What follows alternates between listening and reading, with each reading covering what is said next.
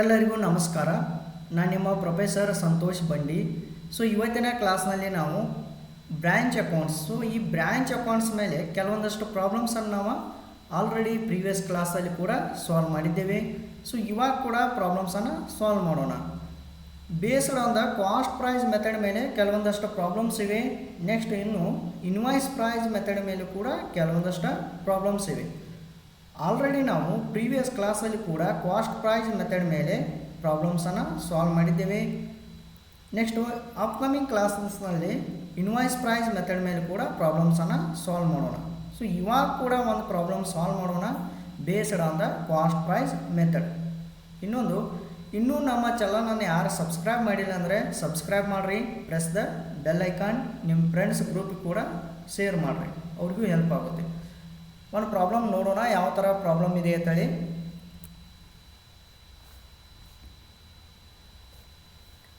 From the following particulars, ಸ್ವಲ್ಪ ಇದು problem different problem ಇದೆ. ಆಲ್ರೆಡಿ ಪ್ರೀವಿಯಸ್ ಕ್ಲಾಸ್ದಾಗ ನಾನು ಏನು ಸಾಲ್ವ್ ಮಾಡಿದ್ದೀನಲ್ಲ, ಸೊ ಅದಕ್ಕಿಂತ ಒಂದು ಸ್ವಲ್ಪ ಡಿಫ್ರೆಂಟ್ ಇದೆ. ಇಲ್ಲಿ ಎರಡು ಅಕೌಂಟ್ ಕೇಳಿದ್ದಾರೆ ನಿಮ್ಗೆ, ಬ್ರಾಂಚ್ ಅಕೌಂಟ ಮತ್ತು debtors account. From the following particulars relating to Surpur branch for the year ending 31/12/1990. Prepare branch account. You have to prepare a branch account and branch debtors account. So branch debtors account in the books of head office. ಏನೇನು information ಕೊಟ್ಟಿದ್ದಾರೆ ನೋಡ್ರಿ. ಏನಿಲ್ಲ, problem simple ಇದೆ. ನೀವು just format ನೆನಪಿಟ್ಕೊಂಡ್ರಿ ಅಂದರೆ easily ನೀವು solve ಮಾಡ್ಬೋದು. Problems once again read ಮಾಡೋಣ. ಸ್ಟಾಕ್ ಆನ್ 1/1/1990 ರುಪೀಸ್ ಎಷ್ಟಿದೆ ನೋಡ್ರಿ, 8,900 ಇದೆ. ನೆಕ್ಸ್ಟ್ ನೋಡ್ರಿ, ಬ್ರಾಂಚ್ ಡೆಟರ್ಸ್ ನೀವು ಡೇಟ್ ಅಬ್ಸರ್ವೇಷನ್ ಮಾಡಬೇಕು. 1/1/1990 4,700. ನೆಕ್ಸ್ಟ್ ನೋಡಿ, branch petty cash on 1/1/1990 rupees ಎಷ್ಟಿದೆ, 20 ಇದೆ, ರುಪೀಸ್ 20. ಒಂದ್ಸಲ ರುಪೀಸ್ 20. ನೆಕ್ಸ್ಟ್ ನೋಡ್ರಿ, ಗೂಡ್ಸ್ ಸೆಂಡ್ ಟು ಬ್ರಾಂಚ್ ಎಷ್ಟಿದೆ, ರುಪೀಸ್ 28,400. ನೆಕ್ಸ್ಟ್ ನೋಡ್ರಿ, ಕ್ಯಾಶ್ ಸೇಲ್ಸ್ ಇದೆ ಎಷ್ಟಿದೆ, ರುಪೀಸ್ 15,800 ಇದೆ. ನೆಕ್ಸ್ಟ್ ನೋಡ್ರಿ, ಕ್ರೆಡಿಟ್ ಸೇಲ್ಸ್ ಇದೆ 40,400. ನೆಕ್ಸ್ಟ್ ನೋಡ್ರಿ, cash received from debtors so ಎಷ್ಟಿದೆ, 37,900 ಇದೆ. ನೆಕ್ಸ್ಟ್ ನೋಡ್ರಿ, cash send to branch for expenses ಅಂತ ಹೇಳ್ತಾರೆ. ರೆಂಟ್ ಎಷ್ಟಿದೆ, 2,000 ಇದೆ. ನೆಕ್ಸ್ಟ್ ನೋಡ್ರಿ, ಸ್ಯಾಲ್ರಿ ಎಷ್ಟಿದೆ, 6,000 ಇದೆ. ನೆಕ್ಸ್ಟ್ ನೋಡ್ರಿ, ಪೆಟಿ ಕ್ಯಾಶ್ ಎಷ್ಟಿದೆ, 1,000 ಇದೆ. ನೆಕ್ಸ್ಟ್ ನೋಡ್ರಿ, ಸ್ಟಾಕ್ ಆಟ್ ಬ್ರಾಂಚ್ ಆನ್ 31/12/1990 ಎಷ್ಟಿದೆ, 5,400 ಇದೆ. ನೆಕ್ಸ್ಟ್ ನೋಡ್ರಿ, ಇಲ್ಲಿ ಸ್ಟಾಕ್ ಕ್ಲೋಸಿಂಗ್ ಕೊಟ್ಟಾರಲ್ಲ 31/12/1990 ಅಂತ ಹೇಳ್ತಾರೆ. ನೆಕ್ಸ್ಟ್ ನೋಡ್ರಿ, petty cash at branch on 31/12/1990 ಎಷ್ಟಿದೆ, ಅಮೌಂಟ 30 ರುಪೀಸ್ ಇದೆ. ನೆಕ್ಸ್ಟ್ ನೋಡ್ರಿ, ಗೂಡ್ಸ್ ರಿಟರ್ನ್ ಬೈ ಬ್ರಾಂಚ್ ಅಂತಿದೆ, ಎಷ್ಟಿದೆ, 800 ಇದೆ. ಸೊ ಈ ಥರ ನಿಮಗೆ ಇದನ್ನ ಪ್ರಾಬ್ಲಮ್ ಕೊಟ್ಟಿದ್ದಾರೆ. ಸೊ ನಾವು ಏನು ಮಾಡಬೇಕಂದ್ರೆ ಜಸ್ಟ್ ಫಸ್ಟಿಗೆ ಏನು ಮಾಡಬೇಕು, ಬ್ರಾಂಚ್ ಅಕೌಂಟ್ ಫಾರ್ಮೇಟ್ ಹಾಕಬೇಕು, ನಂತರ ಡೆಟರ್ಸ್ ಅಕೌಂಟ್ ಫಾರ್ಮೇಟ್ ಕೂಡ ಹಾಕಬೇಕು. ಯಾಕಂದರೆ ಡೆಟರ್ಸ್ ಅಕೌಂಟಲ್ಲಿ ಇಲ್ಲಿ ನಿಮಗೆ ಒಂದು ಇನ್ಫಾರ್ಮೇಷನ್ ಕೊಟ್ಟಿದ್ದಾರೆ ನೋಡ್ರಿ. ನಾವು ಒನ್ಸ್ ಅಗೇನ್ ಇಲ್ಪ ಅಂತಂದ್ರೆ ಫಸ್ಟ್ ನೀವು ಡೆಟರ್ಸ್ ಅಕೌಂಟ್ ಪ್ರಿಪೇರ್ ಮಾಡ್ಬೋದು, ನಂತರ ಬ್ರಾಂಚ್ ಅಕೌಂಟ್ ಕೂಡ ಪ್ರಿಪೇರ್ ಮಾಡ್ಬೋದು. ನಿಮ್ಗೆ ಒಂದು ಇನ್ಫಾರ್ಮೇಷನ್ ಏನಂದರೆ, ಯಾವಾಗಲೂ ನೀವು ಡೆಟರ್ಸ್ ಅಕೌಂಟ್ ಪ್ರಿಪೇರ್ ಮಾಡಬೇಕಾದ್ರೆ ಫಸ್ಟ್ ನೀವು ಏನೇನು ಅಬ್ಸರ್ವ್ ಮಾಡಬೇಕು ನೋಡಿರಿ. ನಾ ಪ್ರೀವಿಯಸ್ ಕ್ಲಾಸಾಗ ಕೂಡ ಹೇಳಿದ್ದೆ ನಿಮ್ಗೆ, ಓಪನಿಂಗ್ ಡೆಟರ್ಸ್ ಕೊಟ್ಟಾರಲ್ಲೂ ನೋಡಬೇಕು ಪ್ರಾಬ್ಲಮ್ದಲ್ಲಿ. ನೆಕ್ಸ್ಟ್ ಇಲ್ಲೊಂದು ಇನ್ಫಾರ್ಮೇಷನ್ ಇದೆ ನೋಡಿರಿ, cash received from debtors, so ಇದನ್ನು ಕೊಟ್ಟಾರಲ್ಲೂ ನೋಡಬೇಕು.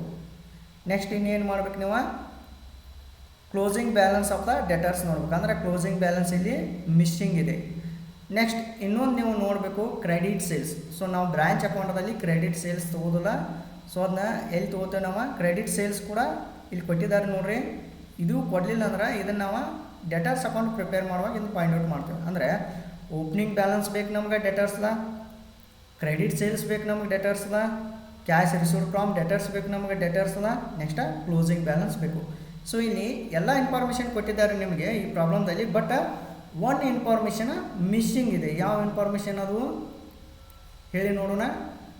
ಅದು ಕ್ಲೋಸಿಂಗ್ ಡೆಟರ್ಸ್ ಅಂದರೆ ಕ್ಲೋಸಿಂಗ್ ಬ್ಯಾಲೆನ್ಸ್ ಒಂದು ಮಿಸ್ಸಿಂಗ್ ಇದೆ. ಸೊ ಅದನ್ನು ನಾವು ಪಾಯಿಂಟ್ ಔಟ್ ಮಾಡಿದ್ರೆ ಈಜಿಲಿ ನಾವು ಏನು ಮಾಡಿದಾಗೆ ಬ್ರ್ಯಾಂಚ್ ಅಕೌಂಟ ಪಾಯಿಂಟ್ ಔಟ್ ಮಾಡೋಣ.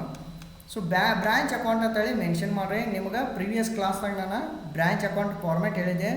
Branch account for the year ending ಎಷ್ಟಿದೆ ಇಲ್ಲಿ 31/12/1990 ಅಂತೇಳಿ ತೆಗೆದುಕೊಳ್ಳಿ. ನೆಕ್ಸ್ಟ್ ಈಗ ಪರ್ಟಿಕ್ಯುಲರ್ಸ ಅಮೌಂಟ ಅಥವಾ ಟೋಟಲ ಪರ್ಟಿಕ್ಯುಲರ್ಸ ಅಮೌಂಟ ಟೋಟಲ್. ಸೊ ಈ ಥರ ಮೆನ್ಷನ್ ಮಾಡ್ಬೇಕು ನೀವು. ನಂತರ ಏನು ಮಾಡಿರಿ, ಜಸ್ಟ್ ಇಷ್ಟು ಮೆನ್ಷನ್ ಮಾಡಬೇಕು. ಟು ಬ್ಯಾಲೆನ್ಸ್ ಬ್ರಾಟ್ ಡೌನ್ ಅಂತೇಳಿ ಮೆನ್ಷನ್ ಮಾಡಬೇಕು. ನಂತರ ಇಲ್ಲಿ ಒಂದು ಸ್ವಲ್ಪ ಗ್ಯಾಪ್ ಬಿಡಬೇಕು. ಪ್ರಾಬ್ಲಮ್ ನೀವು ಫಸ್ಟ್ ಸಾಲ್ವ್ ಮಾಡುವಾಗ to goods and to branch ಅಂತ ಹೇಳಿ ಬರೀಬೇಕು. ನಂತರ ಒಂದು ಸ್ವಲ್ಪ ಒಂದು 2 ಲೈನ್ ಗ್ಯಾಪ್ ಬಿಡಬೇಕು. ನೆಕ್ಸ್ಟ್ ನೋಡಿರಿ, ಟು ಬ್ಯಾಂಕ್ ಅಕೌಂಟ್ ಅಂತ ಹೇಳಿ ಬರೋದು ಒಂದು 4-5 ಲೈನ್ ಗ್ಯಾಪ್ ಬಿಡಬೇಕು. ಸೊ ಈ ಥರ ಸ್ವಲ್ಪ ಲೈನ ನೀವು ಗ್ಯಾಪ್ ಬಿಟ್ಕೋ ತಗೋರಿ. Next by balance brought down ಅಂತೇಳಿ ಬರೀರಿ, ಸ್ವಲ್ಪ ಗ್ಯಾಪ್ ಬಿಡ್ರಿ. Next by goods and to branch account ಅಂತೇಳಿ ಬರೀರಿ, ಇಲ್ಲಿ ಕೂಡ ಗ್ಯಾಪ್ ಬಿಡ್ರಿ. ನೆಕ್ಸ್ಟ್ ಬಾಯ್ ಬ್ಯಾಂಕ್ ಅಕೌಂಟ್ ಅಂತೇಳಿ ಬರೋದ ಇವನ್ನ 2 ಪಾಯಿಂಟ್ ಮೆನ್ಷನ್ ಮಾಡಬೇಕು. ಯಾವುದು cash ಸೇಲ್ಸ, cash received from debtors, ಸ್ವಲ್ಪ ಗ್ಯಾಪ್ ಬಿಡಬೇಕು.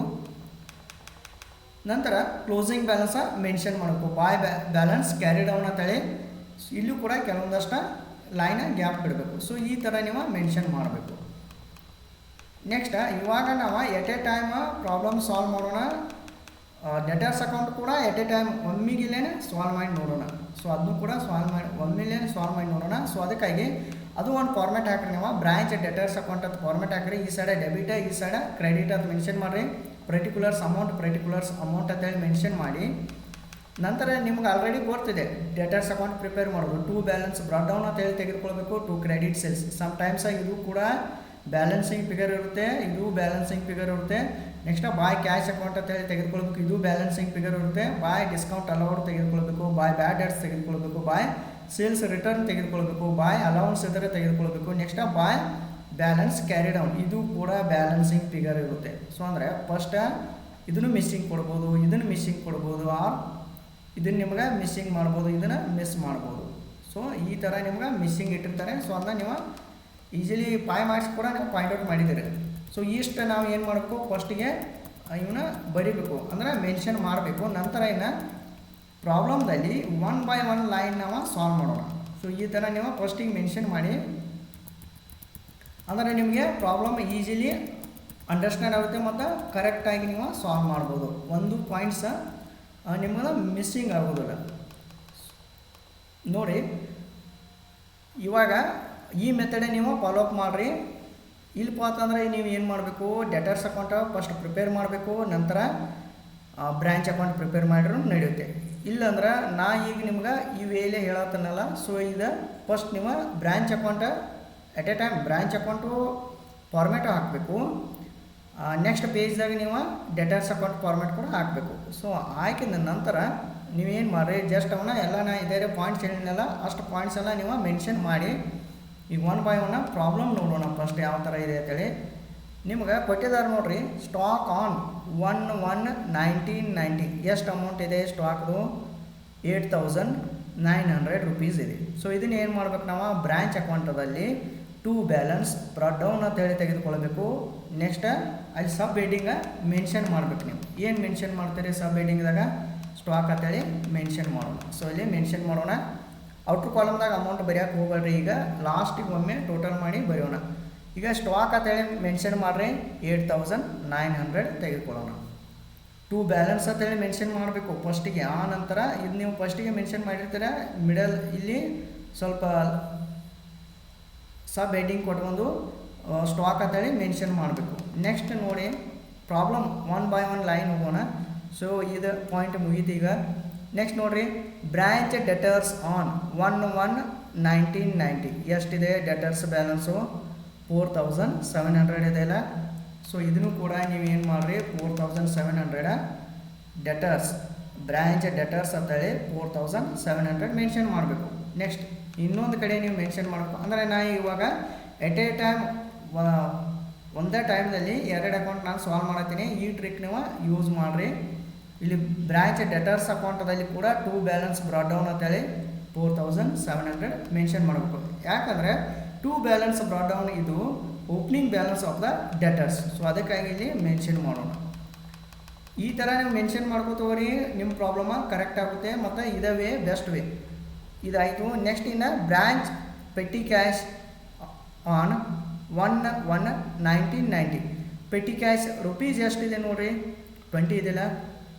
ಸೊ ಇದನ್ನು ನಾವು ಏನು ಮಾಡಬೇಕು, 20 ಅಂದ್ರೆ ಓಪನಿಂಗ್ ಅಂದ್ರೆ ಇಲ್ಲಿ ತಗೋರಿ ಪೆಟ್ಟಿ ಕ್ಯಾಶ 20 ಅಂತೇಳಿ ತೆಗೆದುಕೊಳ್ಬೇಕು. ಸೊ ಈ ಥರ 1 by 1 ಲೈನ್ ನೋಡೋದು, ಜಸ್ಟ್ ಪ್ರಾಬ್ಲಮ್ದಲ್ಲಿ ಜಸ್ಟ್ ಅದನ್ನ ಫಿಲ್ಅಪ್ ಮಾಡ್ಕೊಂಡು ತಗೋದು. ಇದು ಇವಾಗ ಮುಗಿತು. ನೆಕ್ಸ್ಟ್ ಇನ್ನು goods send to branch. Goods send to branch ಎಷ್ಟಿದೆ, 28,400 ಇದೆ. ಸೊ ಇದನ್ನು ಎಲ್ಲಿ ತಗೋತೀರಾ, ಬ್ರ್ಯಾಂಚ್ ಅಕೌಂಟದಲ್ಲಿ ಡೆಬಿಟ್ ಸೈಡ್ ತೆಗೆದುಕೊಳ್ಬೇಕು. To goods send to branch account ಎಷ್ಟು ತೆಗೆದುಕೊಂಡಿದ್ದೀರಾ, 28,400 ತೆಗೆದುಕೊಳ್ಬೇಕು. ಸಿಂಪಲ್ ಇದೆ, ಜಸ್ಟ್ ಏನು ಮಾಡೋಂಗಿಲ್ಲ, ಮೆನ್ಷನ್ ಮಾಡ್ಕೋತ ಹೋಗಬೇಕು. ಒಂದು ಪಾಯಿಂಟ್ನ ಈ ಥರ ಮೆನ್ಷನ್ ಮಾಡ್ಕೋತ ಹೋದರೆ ನೀವು ಒಂದು ಪಾಯಿಂಟ್ ನಿಮ್ಗೆ ಮಿಸ್ಸಿಂಗ್ ಆಗೋದಿಲ್ಲ. ಸೊ ಇಂಪಾರ್ಟೆಂಟ್ ಥಿಂಗ್ ಇದೆ ಈ ಪ್ರಾಬ್ಲಮ್, ಮತ್ತು ಇಂಪಾರ್ಟೆಂಟ್ ಇದೆ. ಮ್ಯಾಕ್ಸಿಮಮ್ ಈ ಪ್ರಾಬ್ಲಮ್ ಪ್ರಾಕ್ಟೀಸ್ ಮಾಡ್ರಿ ನೀವು. ಬ್ರ್ಯಾಂಚ್ ಅಕೌಂಟ್ಸ್ ಮೇಲೆ ಡಿಟೇಲ್ ಆಗಿ ನಿಮ್ಗೆ ಇನ್ಫಾರ್ಮೇಷನ್ ಗೊತ್ತಾಗುತ್ತೆ. ಸೊ ನೋಡಿರಿ, ಕ್ಯಾಶ್ ಸೇಲ್ಸ್ ನಾನು ನಿಮಗೆ ಭಾಳ ಸಿಂಪಲಾಗಿ ಹೇಳ್ಕೊಡತ್ತಿದ್ದೀನಿ. ಸೊ ಇವನ್ನೆಲ್ಲ ನೀವು ಟ್ರಿಕ್ಸ್ ಯೂಸ್ ಮಾಡ್ಕೋಬೇಕು, ಪ್ರಾಕ್ಟೀಸ್ ಮಾಡಿರಿ. ಎಷ್ಟಿದೆ, ಕ್ಯಾಶ್ ಸೇಲ್ಸ್ ಅಂತ ಹೇಳ್ತಾರೆ 15,800 ಇದೆ. ಸೊ ಹಾಗಾದರೆ ನಾವು ಕ್ಯಾಶ್ ಸೇಲ್ಸ್ ಎಲ್ಲಿ ತೆಗೆದುಕೊಳ್ಬೇಕು, ಇದನ್ನು ಬ್ರ್ಯಾಂಚ್ ಅಕೌಂಟಲ್ಲಿ ಕ್ರೆಡಿಟ್ ಸೈಡ್ ತೆಗೆದುಕೊಳ್ಬೇಕು. ಸೊ ಆಲ್ರೆಡಿ ನೀವು ಪಾಯಿಂಟ್ಸ್ನ ಮೆನ್ಷನ್ ಮಾಡೋದು ಹೇಳಿದ್ದೆ ನಿಮಗೆ. ಬಾಯ್ ಬ್ಯಾಂಕ್ ಅಕೌಂಟ್ ಅಂತೇಳಿ ಮೆನ್ಷನ್ ಮಾಡಿ ಕ್ಯಾಶ್ ಸೇಲ್ಸ್ ಅಂತೇಳಿ ತೆಗೆದುಕೊಳ್ಳೋಣ. ಎಷ್ಟು, 15,800 ತೆಗೆದುಕೊಳ್ಳೋಣ. ನೆಕ್ಸ್ಟ್ ನೋಡಿ, ಇನ್ನು ಕ್ರೆಡಿಟ್ ಸೇಲ್ಸ್. ಕ್ರೆಡಿಟ್ ಸೇಲ್ಸ್ ಎಷ್ಟಿದೆ, ರುಪೀಸ್ 40,000 ಎಷ್ಟಿದೆ, 40,400 ಇದೆ.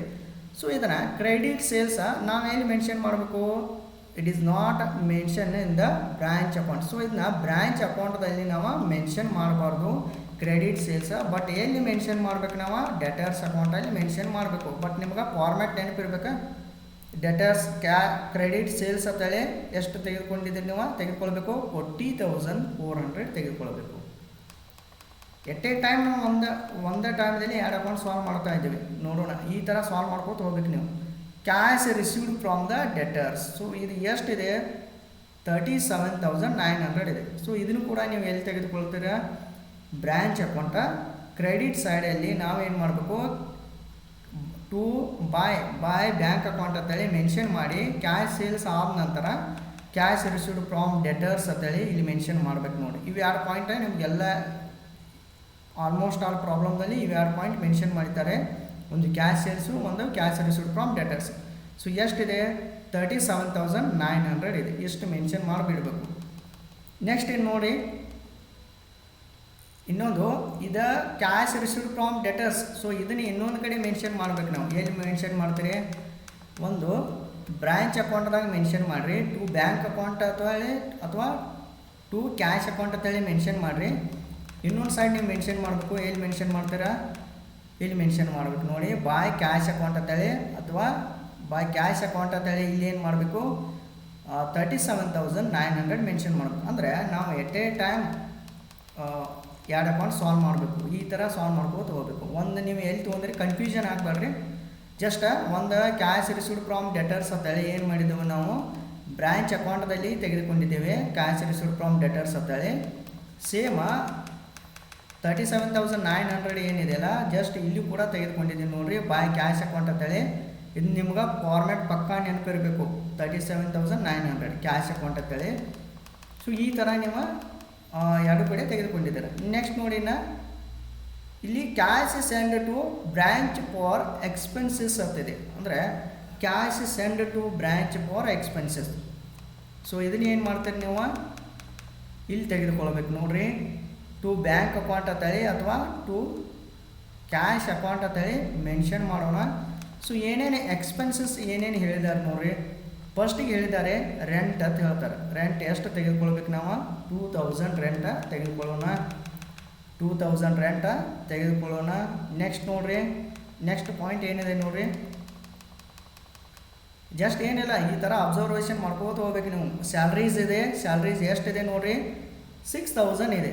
ಸೊ ಸೇಮ್ ಆ್ಯಸ್ ಇದನ್ನು ಕೂಡ ನಾವು ಏನು ಮಾಡಬೇಕು, 6,000 ತೆಗೆದುಕೊಳ್ಳೋಣ. ನೆಕ್ಸ್ಟ್ ನೋಡಿರಿ, ಪ್ರಾಬ್ಲಮ್ದಲ್ಲಿ ಏನು ಕೊಟ್ಟಾರ ಅಬ್ಸರ್ವ್ ಮಾಡಿರಿ, ಪೆಟ್ಟಿ ಕ್ಯಾಶ್ ಇದೆ. ಸೊ ಪೆಟ್ಟಿ ಕ್ಯಾಶ್ ಎಷ್ಟಿದೆ 1000 ರೂಪೀಸ್ ಇದೆ. ಸೊ ಇದನ್ನು ಕೂಡ ನಾವೇನು ಮಾಡೋಣ, ಪೆಟ್ಟಿ ಕ್ಯಾಶ 1000 ತೆಗೆದುಕೊಳ್ಳೋಣ. ಸಿಂಪಲ್ ಪ್ರಾಬ್ಲಮ್, ವೆರಿ ಸಿಂಪಲ್ ಇದೆ. ನೆಕ್ಸ್ಟ್ ನೋಡಿರಿ, ಇವಾಗ ಇದು ಆಯಿತು. ನೆಕ್ಸ್ಟ್ ಇನ್ನು ಸ್ಟಾಕ್ಗೆ ಬನ್ನಿ. ಸ್ಟಾಕ್ ಆಟ್ ಬ್ರಾಂಚ್ ಆನ್ 31/12/1990 ಅಂತ ಹೇಳ್ತಾರೆ. It is a closing stock. So ಇದು ಕ್ಲೋಸಿಂಗ್ ಸ್ಟಾಕ್ ಇತ್ತಂದ್ರೆ ನಾವೇನು ಮಾಡಬೇಕಿದ್ದ, you have to mention branch account in credit side. Credit ಸೈಡ್ನಾಗ ಮೆನ್ಷನ್ ಮಾಡಬೇಕು. ಏನು ಮಾಡ್ತಾರೆ, ಟು ಬ್ಯಾಲೆನ್ಸ್ ಕ್ಯಾರಿ ಡೌನ್ ಅಂತ ಹೇಳಿ ಮೆನ್ಷನ್ ಮಾಡಬೇಕು. ಟು ಬ್ಯಾಲೆನ್ಸ್ ಅಲ್ಲ, sorry, by balance carry down ಅಂತೇಳಿ ಮೆನ್ಷನ್ ಮಾಡಬೇಕು. ಟು ಬ್ಯಾಲೆನ್ಸ್ ಬ್ರಾಟ್ ಡೌನ್ ಅಂತೇಳಿ ಓಪನಿಂಗ್ ಸ್ಟಾಕ್ ಇಲ್ಲಿ ತೆಗೆದುಕೊಂಡಿರ್ತಾರೆ. Next by balance carry down ಅಂತೇಳಿ ಮೆನ್ಷನ್ ಮಾಡಬೇಕು. ಸೊ ಎಷ್ಟು, 5400. Once again 5400. ಸೊ ನೆಕ್ಸ್ಟ್ ನೋಡೋಣ ಇನ್ನೇನು ಮಾಡಬೇಕು. Petty cash at branch on 31/12/1990. ಇದು ಪೆಟ್ಟಿ ಕ್ಯಾಶ್ ಇದೆ, ಎಷ್ಟು, 30 ರೂಪೀಸ್ 30 ಇದೆಯಲ್ಲ. ಸೊ ಇದು ಕೂಡ ಕ್ಲೋಸಿಂಗ್ ಇದೆ. ಸೊ ಇದನ್ನು ಇಲ್ಲೇ ಮೆನ್ಷನ್ ಮಾಡಿರಿ. ಬೈ ಬ್ಯಾಲೆನ್ಸ್ ಕ್ಯಾರಿ ಡೌನಲ್ಲಿ 30 ರೂಪೀಸ್. ಜಸ್ಟ್ ಏನಿಲ್ಲ, ಸಿಂಪಲ್ ಇದೆ. ಫಾರ್ಮೆಟ್ ನೋಡೋದು ಮೆನ್ಷನ್ ಮಾಡೋದು, ಫಾರ್ಮೆಟ್ ನೋಡೋದು ಮೆನ್ಷನ್ ಮಾಡೋದು. ಸೊ ಈ ಥರ ಸಿಂಪಲಾಗಿ ನೀವು ಮೆನ್ಷನ್ ಮಾಡ್ಬೋದು. ನೆಕ್ಸ್ಟ್ ಇವಾಗ ಇದು ಎಂಟ್ರಿ ಮುಗಿತು. ನೆಕ್ಸ್ಟ್ ಇನ್ನು ನೋಡ್ರಿ, ಗೂಡ್ಸ್ ರಿಟರ್ನ್ ಬೈ ಬ್ರಾಂಚ್ ಅಂತ ಹೇಳ್ತಾರೆ. ಗೂಡ್ಸ್ ರಿಟರ್ನ್ ಬೈ ಬ್ರಾಂಚ್ಗೆ ಗೂಡ್ಸ್ ರಿಟರ್ನ್ ಮಾಡಿದಾರೆ ಅಂತ ಹೇಳ್ತಾರೆ. ಬ್ರಾಂಚ್ ಅದವರ ಗೂಡ್ಸ್ ರಿಟರ್ನ್ ಬೈ ಬ್ರಾಂಚ್ ಅಂದ್ರೆ ಇಲ್ಲಿ ನೀವು ಏನು ಮಾಡಬೇಕು, by goods send to branch account ಅಂತ ಹೇಳಿ ತೆಗೆದುಕೊಂಡು 800 ತೆಗೆದುಕೊಳ್ಬೇಕು. ಸೊ ಅಂದರೆ 800 ಇದೆಯಲ್ಲ ಇಲ್ಲಿ, ಒಂದು ಸೆಕೆಂಡ್ ನೋಡ್ರಿ, 800 ಇಲ್ಲಿದೆಯಲ್ಲ. ಸೊ 800 ತೆಗೆದುಕೊಳ್ಳೋಣ.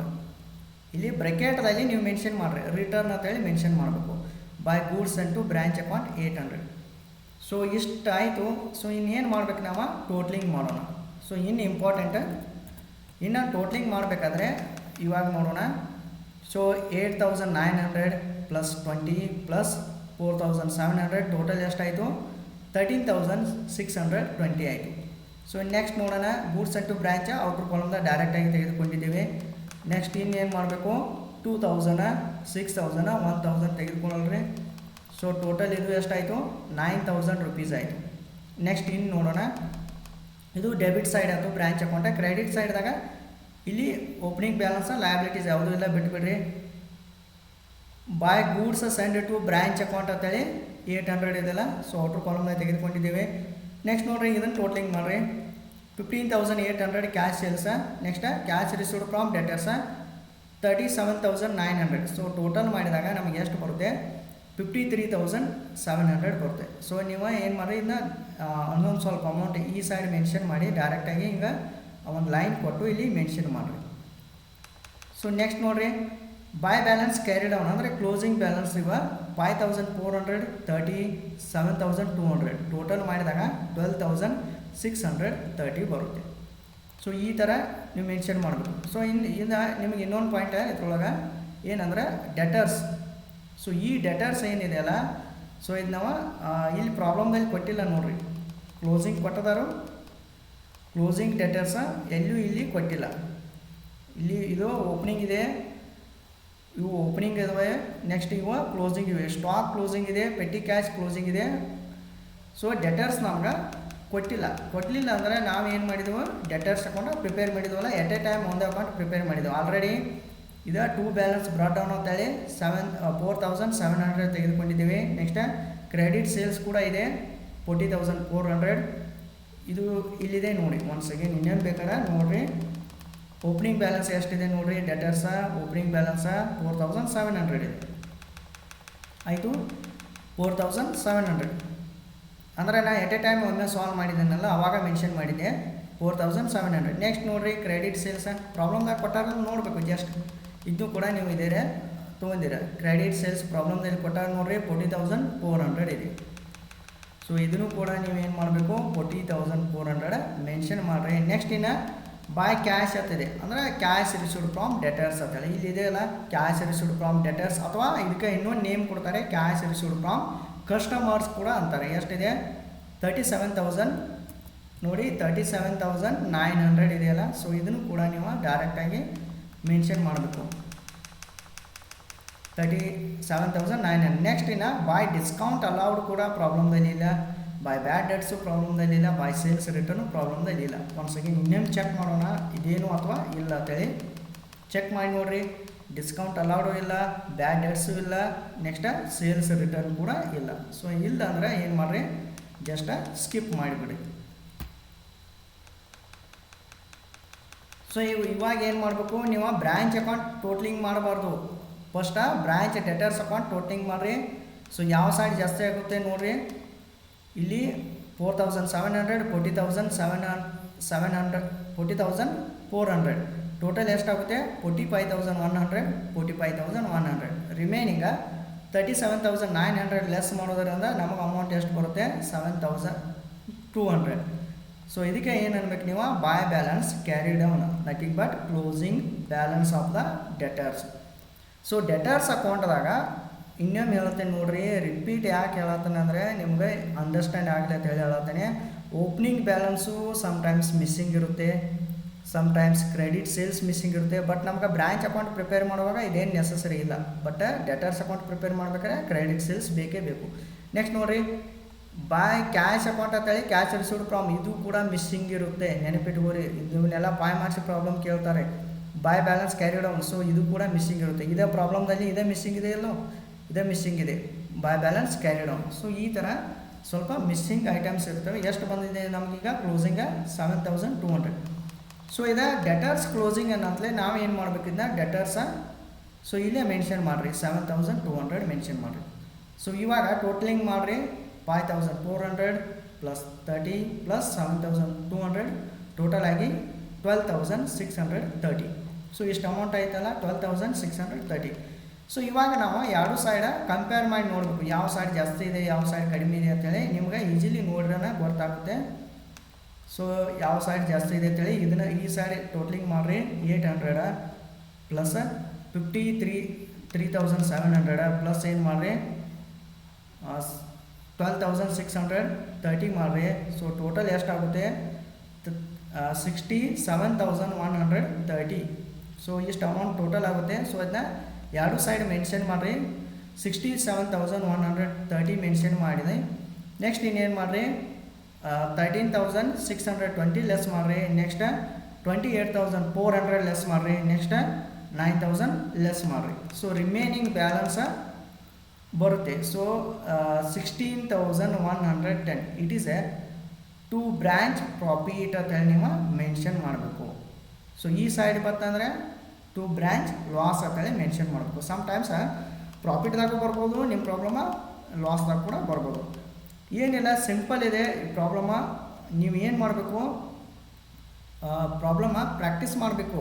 ಸೊ ಒಂದು ಸಲ ಇನ್ನೊಮ್ಮೆ ನೀವು ಏನು ಮಾಡಿರಿ, ಪ್ರಾಕ್ಟೀಸ್ ಮಾಡಿರಿ, ಇನ್ನೇನು ಕೂಡ ನಿಮಗೆ ಈಸಿಲಿ ಅಂಡರ್ಸ್ಟ್ಯಾಂಡ್ ಆಗುತ್ತೆ. ಅಂಡರ್ಸ್ಟ್ಯಾಂಡ್ ಆಗಲಿಲ್ಲ ಅಂದ್ರೆ ಒನ್ಸ್ ಅಗೇನ್ ವಿಡಿಯೋ ಮತ್ತೊಮ್ಮೆ ನೋಡಿರಿ. ನಾನು ನಿಮ್ಗೆ ಭಾಳ ಈಸಿ ವೇಲೆ ಹೇಳ್ಕೊಟ್ಟಿದ್ದೇನೆ. ಸೊ ಈ ಥರ ಪ್ರಾಬ್ಲಮ್ಸ್ ನಿಮ್ಗೆ ಭಾಳ ಸಿಂಪಲ್ ಅಂದರೆ ಸಿಂಪಲ್ ವೇಲೆ ಹೇಳ್ಕೊಟ್ಟಿದ್ದೇನೆ. ಸೊ ಬುಕ್ಸ್ದಾಗೆಲ್ಲ ಈ ಥರ ಪ್ರಾಬ್ಲಮ್ಸ್ ನಿಮ್ಗೆ ಸಾಲ್ವ್ ಮಾಡಿದ್ದು ಇರೋದಿಲ್ಲ, ಬಟ್ ನಾನು ನಿಮ್ಗೆ ಸಿಂಪಲ್ ವೇದಾಗ ಹೇಳ್ಕೊಟ್ಟಿದ್ದೆ. ಸೊ ಇದನ್ನ ಫಾಲೋಅಪ್ ಮಾಡಿರಿ. ಇದೇ ಥರ ನೀವು ಎಟ್ ಎ ಟೈಮ್, ನಾ ಇಲ್ಲಿ ಈ ಪ್ರಾಬ್ಲಮ್ದಾಗ ಸ್ವಲ್ಪ ನಿಮ್ಗೆ ಎಟ್ ಎ ಟೈಮ್ ಎರಡು ಅಕೌಂಟ್ ನಾನು ಪ್ರಿಪೇರ್ ಮಾಡೋಕ್ಕೆ ಹೇಳಿದೆ. ಒಂದು ಬ್ರ್ಯಾಂಚ್ ಅಕೌಂಟು, ಒಂದು ಡೆಟರ್ಸ್ ಅಕೌಂಟು. ಸೊ ಯಾಕೆ ನಾ ಎಟ್ ಎ ಟೈಮ್ ಎರಡು ಅಕೌಂಟ್ ಪ್ರಿಪೇರ್ ಮಾಡಿದೆ ಅಂದರೆ, ನೀವು ಇಲ್ಲಿ ಇನ್ಫಾರ್ಮೇಷನ್ ಏನು ತೆಗೆದುಕೊಳ್ತೀರಲ್ಲ, ಸೊ ಇದನ್ನ ಡೈರೆಕ್ಟಾಗಿ ಒಂದು ಪಾಯಿಂಟ್ ನಮ್ದು ಮಿಸ್ಸಿಂಗ್ ಆಗೋದಿಲ್ಲ. ಬಟ್ ನೀವು ಇನ್ನೊಂದೇನು ಫಾರ್ಮ್ಯಾಟ್ ನೀವು ಭಾಳ ಪ್ರಾಕ್ಟೀಸ್ ಮಾಡಬೇಕು. ಫಾರ್ಮ್ಯಾಟ್ ಏನಿಲ್ಲ, ಜಸ್ಟ್ ನೆನಪಿಟ್ಕೋರಿ, ಪ್ರಾಕ್ಟೀಸ್ ಮಾಡಿರಿ. ಫಾರ್ಮ್ಯಾಟ ಸಿಂಪಲ್ ಇದೆ. ಈ ಸೈಡ್ ಏನು ಮಾಡಬೇಕು, to balance brought down opening ತಗೋರಿ ಅಸೆಟ್ಸ್. ನೆಕ್ಸ್ಟ್ ಈ side by balance carry down ಅಂತೇಳಿ ಕ್ಲೋಸಿಂಗ್ ತಗೋರಿ. ಸಿಂಪಲ್ ಇದೆ. To goods and to branch account ಈ side, by goods and to branch account ಈ ಸೈಡ್ ರಿಟರ್ನ. ನೆಕ್ಸ್ಟ್ ಇನ್ನೇನು ಮಾಡ್ತೀರಿ, ಬೈ ಬ್ಯಾಂಕ್ ಅಕೌಂಟ್ ಅಥವಾ ಬೈ ಕ್ಯಾಶ್ ಅಕೌಂಟ, ಇಲ್ಲಿ ಎಕ್ಸ್ಪೆಂಡಿಚರ್ ತಗೋರಿ. ನೆಕ್ಸ್ಟ್ ಈ ಸೈಡ ಬೈ ಬ್ಯಾಂಕ್ ಅಕೌಂಟ್ ಅಂತೇಳಿ cash sales, cash received from debtors. ಇಷ್ಟು ಸಿಂಪಲ್ ತಗೋರಿ. ನೆಕ್ಸ್ಟ್ ನೋಡಿರಿ, ಈ ಥರ ನೀವು ಸಾಲ್ವ್ ಮಾಡಿರಿ ಅಂದರೆ ಈಸಿಲಿ ನೀವು ಸಾಲ್ವ್ ಮಾಡ್ಬೋದು. ಇನ್ನು ಡೆಟರ್ಸ್ ಅಕೌಂಟಿಗೆ ಬಂದಾಗ, ಡೆಟರ್ಸ್ ಅಕೌಂಟ ಎಕ್ಸಾಮ್ದಲ್ಲಿ 5 ಮಾರ್ಕ್ಸಿಗೆ ಅದು ಕೇಳತ್ತಿರ್ತಾರೆ. ಸೊ ಇಂಪಾರ್ಟೆಂಟ್ ಇದು. ಇಲ್ಲಿ to balance brought down, to credit sales, by cash account, by discount allowed, by bad debts, by sales return, by balance carry down. So provision for doubtful debts ಇದ್ದರೆ ಇದನ್ನು ನೀವು ತೆಗೆದುಕೊಳ್ಬಾರ್ದು. So ಈ ಥರ ನೀವು ಸ್ವಲ್ಪ ಟ್ರಿಕ್ ಯೂಸ್ ಮಾಡಿ easily ನೀವು ಅಂಡರ್ಸ್ಟ್ಯಾಂಡ್ ಮಾಡ್ಕೋಬೋದು ಪ್ರಾಬ್ಲಮ್ಸ. ಇದನ್ನ ಪ್ರಾಕ್ಟೀಸ್ ಮಾಡಿರಿ.